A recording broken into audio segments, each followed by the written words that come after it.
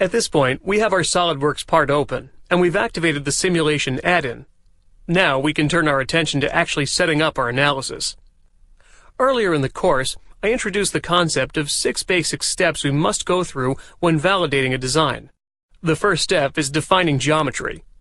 In this example, the part is already created. Later in the course, we'll see that sometimes your SOLIDWORKS geometry has to be modified before validating with simulation. In this simple example, geometry changes are not necessary, so we can skip right to the second step, assigning material properties. Even if you've never used simulation, you might already be aware that SOLIDWORKS allows you to assign a material to your part. In the SOLIDWORKS Feature Manager, there's a listing for material. The Not Specified label tells me that a material has not yet been assigned. To assign a material, I'll right-click on the material listing. The pop-up menu allows me to select one of my defined favorite materials. Or, by clicking Edit Material, I can view a listing of all materials available to me in SOLIDWORKS.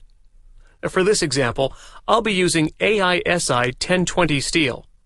Before applying the material, I can view the physical properties that simulation will be using when performing this analysis. The properties include elastic modulus, yield strength, and other important factors that determine how this part will react when we test it.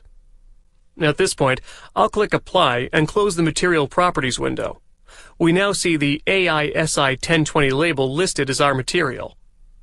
There is another way to assign a material to a part directly through simulation.